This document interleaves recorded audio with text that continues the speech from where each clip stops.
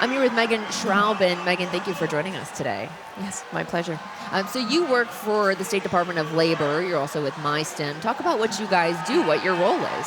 Yeah, so in the Department of Labor and Economic Opportunity, we have a governor's appointed council. Gail Alpert, president of First in Michigan, is one of those members on that governor's appointed council.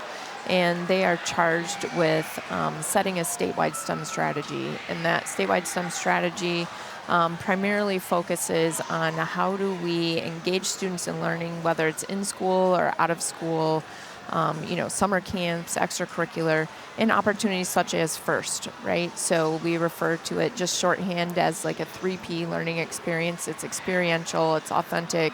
You're working with a real life problem that's based in your place, and that's how you do your learning, right? So that's the statewide STEM strategy, and it's my role to kind of facilitate this council.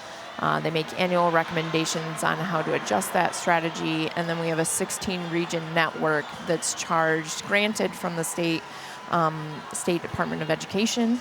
So it's really the two departments working together in order to encourage futures in STEM careers, right? And I think even STEM careers are our most prosperous, fastest growing careers across the board, right? But I think the bigger message the state is trying to send is that STEM competencies, cybersecurity, right? Technologies across everything right now. So whether you are in what's considered a traditional STEM career or not, you need these competencies, right? So we're really committed to how do we bring different groups together in order to learn about that statewide STEM strategy and then commit to the implementation of it, right? So we primarily work in the PK-12 space, so supporting opportunities such as FIRST and thinking about how FIRST doesn't just have to be an extracurricular opportunity. Now, yes, extracurricular opportunities are great,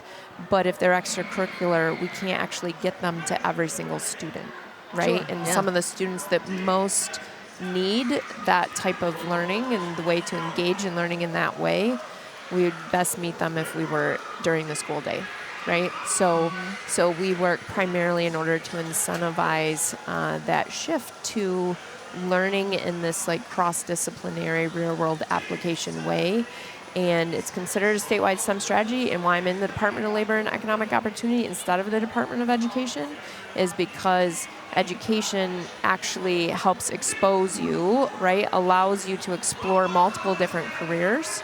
And we're hoping that you are all then graduating in a way that you are ready to figure out and say, here's where I want to produce, spend my time and contribute to society. And I'm really passionate about these things, right? So, and a lot of students learn that through FIRST, right? So how can we take the energy from the excitement and inspiration that you learn in this model and actually make that part of the school day so that students are more aware of careers available to them, see more careers available to them, and actually figure out the future for all of us.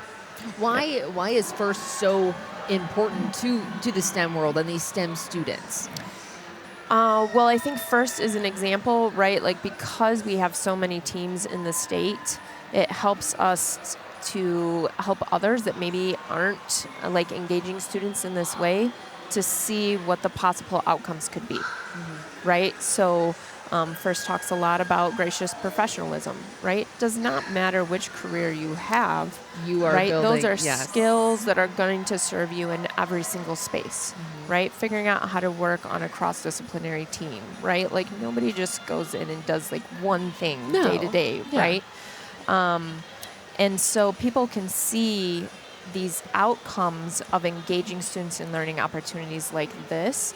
And I think that's what's also really important to Michigan is that we can build off the excitement that people see here and then help people think about, okay, so how might this transfer to the regular school day? How might this type of engaging with students, whether it's FIRST or not, be a way that we can shift towards?